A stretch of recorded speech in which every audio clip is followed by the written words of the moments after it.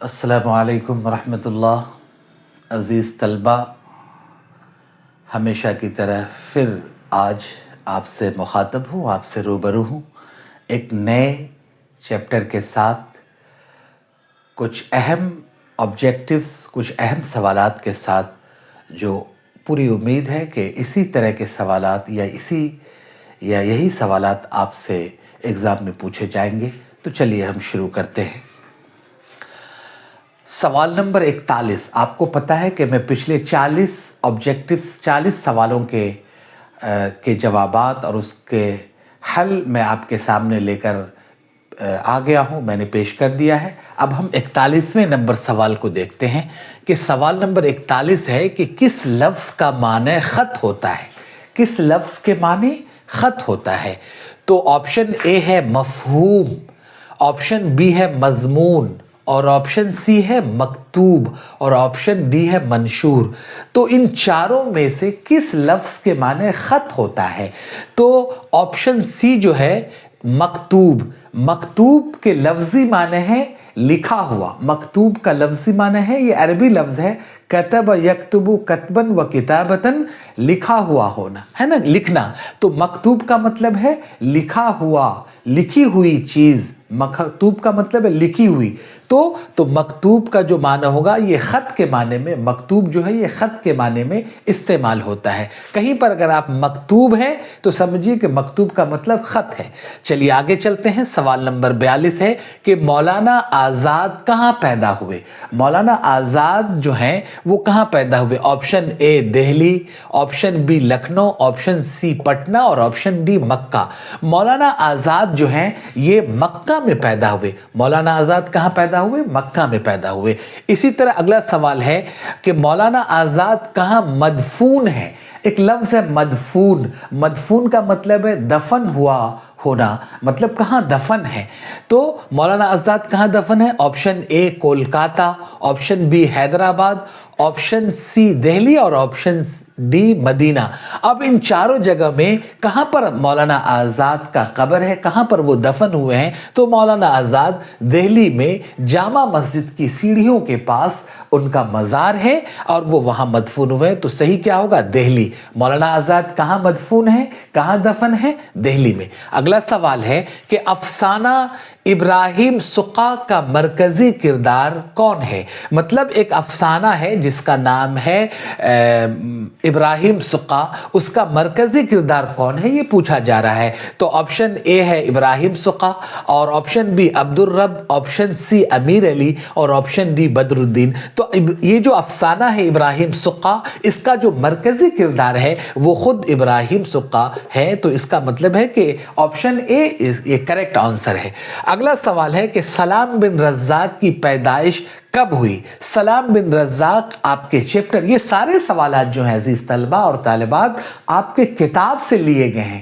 آپ کی کتاب میں یہ سارے سوالات ہیں، آپ ہی کی کتاب سے یہ سوال اٹھائے گئے ہیں۔ تو سلام بن رزاق کی پیدائش کب ہوئی؟ سلام بن رزاق کی پیدائش کب ہوئی؟ تو آپشن اے ہے 1941، آپشن بی 1940، آپشن سی 1942، اور آپشن سی 1943 ہے۔ تو آپ کی جانکاری کے لیے یہ بتا دوں کہ آپشن اے صحیح ہے کہ سلام بن رزاق کی پیدائش مہاراشٹرا کے پنویل میں 1941 عیسوی میں 15 نومبر 1941 عیسوی کو سلام بن رزاق کی پیدائش ہوئی، یعنی 1941 جو ہے یہ صحیح ہے۔ اگلا سوال ہے کہ میر انیس کا تعلق کس دبستان سے ہے؟ کس دبستان سے ہے نا؟ میر انیس کا تعلق کس دبستان سے ہے؟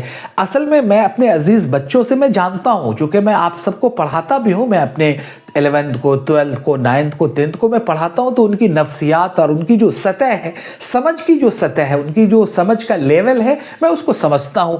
بسا اوقات ایک بڑی تعداد طلبہ کی وہ ہے جو سوالات کو بھی نہیں سمجھ پاتے ہیں کہ میر انیس کا تعلق کس دبستان سے ہے۔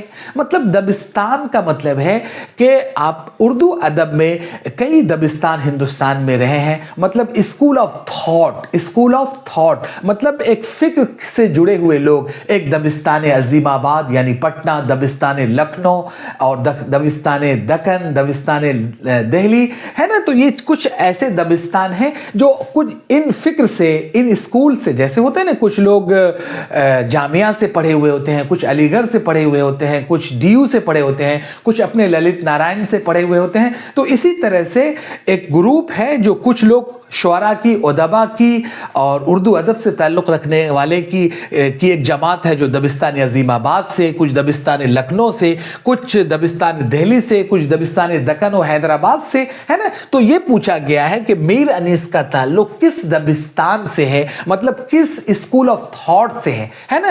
تو میر انیس کا تعلق جو ہے آپشن اے ہے دبستان عظیم آباد، آپشن بی دبستان لکھنؤ، آپشن سی دبستان دہلی اور آپشن ڈی ہے دبستان حیدرآباد. تو میر انیس کا تعلق جو ہے وہ دبستان لکھنؤ، یعنی آپشن بی صحیح ہوگا. میر انیس مرثیہ کے بہت بڑے شاعر ہیں، مرثیہ کے، ہے کہ نہیں. چلیے تو اگلا سوال ہے کہ جوش ملیح آبادی آزادی کے بعد کہاں چلے گئے تھے. ایک شاعر ہیں جوش ملیح آبادی جو آزادی کے بعد کہاں چلے گئے تھے، یہ پوچھا گیا ہے. Option A Iran, option B Afghanistan, option C Pakistan اور آپشن ڈی امریکہ.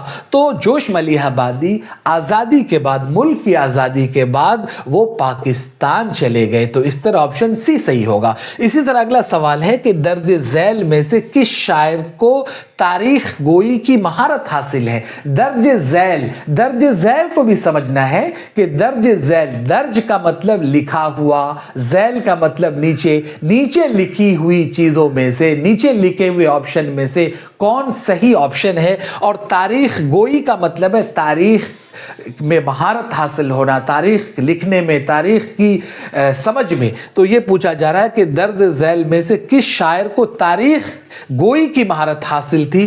تو آپشن اے ہے عطا کاکوی، آپشن بی عمیق حنفی، آپشن سی مجاز اور آپشن ڈی جوش ہے. تو اس میں سے جو ہے آپشن اے صحیح ہے. عطا کاکوی جو ہیں، جو آپ کے بہار کے ہیں، انہیں تاریخ گوئی میں مہارت حاصل تھی. تو اگلا سوال چلتے ہیں کہ کون سا جز مرثیہ سے تعلق رکھتا ہے. دیکھیے مرثیہ کے عزیز طلبہ کل 8 اجزائے ترکیبی ہیں. 8 چیزوں سے مل کر کے مرثیہ تیار ہوتا ہے. چہرہ، سراپا، رخصت، آمد، رجز، جنگ، بین، ہے کہ نہیں، اور شہادت، ہے نا.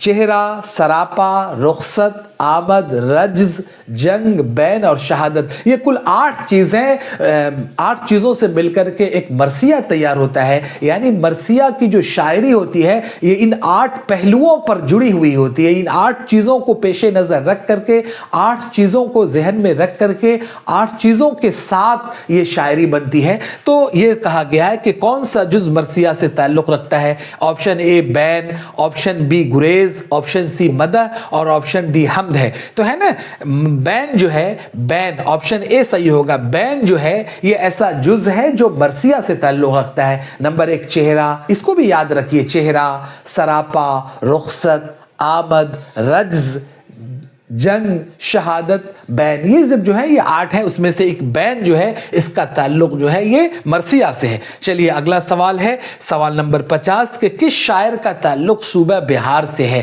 کس شاعر کا تعلق صوبہ بہار سے. اس میں سے چند نام ہیں.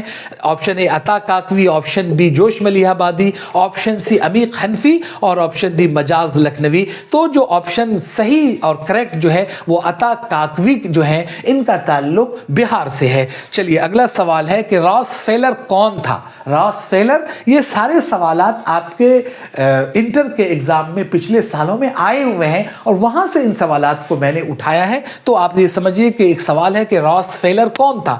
آپشن اے میں ڈاکٹر ہے، آپشن بی میں تاجر ہے، آپشن سی میں کسان ہے اور آپشن ڈی میں سائنسداں ہے. تو راس ٹیلر جو تھا وہ ایک بہت بڑا صنعت کار یعنی تاجر تھا. کیا تھا؟ تاجر تھا. چلیے سوال نمبر 52 ہے کہ علامہ سید سلیمان ندوی نے کس کالج میں درس و تدریس کے فرائض انجام دیے. درس و تدریس بھی ایک ٹرمز ہے، اسے سمجھنا ہے. ایک ٹرم ہے، اس کو سمجھنا ہے چونکہ بچے سمجھ نہیں پاتے. درس و تدریس کا مطلب یہ ہے پڑھنے پڑھانے کا عمل، ہے نا، پڑھنے پڑھانے کا عمل، ٹیچنگ.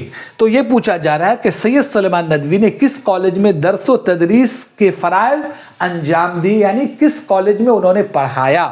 تو آپشن اے ہے Delhi college, option B Lucknow college, option C Shibli college और ऑप्शन डी पूना कॉलेज। तो इसमें से अल्लामा सैयद सुलेमान नदवी ने पूना कॉलेज यानी ऑप्शन डी में इन्होंने दर्स व तदरीस के खिदमात अंजाम दिए, यानी वहां इन्होंने पढ़ाने का काम किया। चलिए अब सवाल नंबर 53 है कि किस शख्स की तहरीरी तस्वीर कशी को, किसी शख्स की तहरीरी तस्वीर कशी को क्या कहते हैं? तहरीरी तस्वीर कशी, ये बहुत मुश्किल टर्म है, बच्चे इसे सुन करके, इसे देख करके, इसे पढ़ करके डर जाएंगे कि तहरीरी तस्वीर कशी, तहरीरी तस्वीर कशी। देखिए तस्वीर कशी को समझिए, तस्वीर का मतलब फोटो, जो आप सब रोजाना लेते हैं, फोटो खींचते हैं, है ना, सेल्फी लेते हैं, फोटो खींचते हैं, कहीं घूमने जाते हैं। और तस्वीर, तो तस्वीर समझ गए, तस्वीर का मतलब फोटो। और कशी जो है, कशीदन मजदर खींचना, तस्वीर कशी यानी तस्वीर खींचना यानी तस्वीर लेना, तस्वीर कशी का मतलब तस्वीर लेना, फोटो लेना। अब तहरीरी तस्वीर कशी, एक तो मोबाइल से तस्वीर ली जाती है और एक तहरीर के जरिए से तहरीरी तौर पर किसी की तस्वीर ली जाती है। तो तहरीरी तौर पर कैसे भाई तस्वीर ली जाएगी? तो तहरीरी तौर पर तस्वीर लेने का मतलब है कि अगर किसी भी शख्स की आपको तहरीरी तौर पर यानी लिख करके उसकी तस्वीर लेनी है, तो लिख करके तस्वीर लेने का क्या मतलब है? तहरीरी तस्वीर कशी यानी लिख करके तस्वीर लेने का मतलब यह है कि उसकी शख्सियत के तमाम पहलुओं के बारे में जानना और फिर उसको लिखना, उसे, है कि नहीं? तो उसको कहते हैं, किसी भी शख्स के बारे में लिखना, उसकी हकीकतों को जानना और पढ़ना, उसको कहते हैं तहरीरी तस्वीर कशी। तो क्या है कि किसी शख्स की तहरीरी तस्वीर कशी को क्या कहते हैं? ऑप्शन ए है सवाने निगारी, ऑप्शन बी है इंशाइया निगारी, ऑप्शन सी है अफसाना निगारी और ऑप्शन डी है खाका निगारी। तो मेरे अजीज तलबा और तालिबात, किसी शख्स की तहरीरी तस्वीर कशी को खाका निगारी कहते हैं, किसी शख्स की तहरीरी तस्वीर कशी को खाका निगारी कहते हैं। ठीक है, तो इन चीजों को आपको समझना होगा। अब अगले सवाल की तरफ हम लौटते हैं।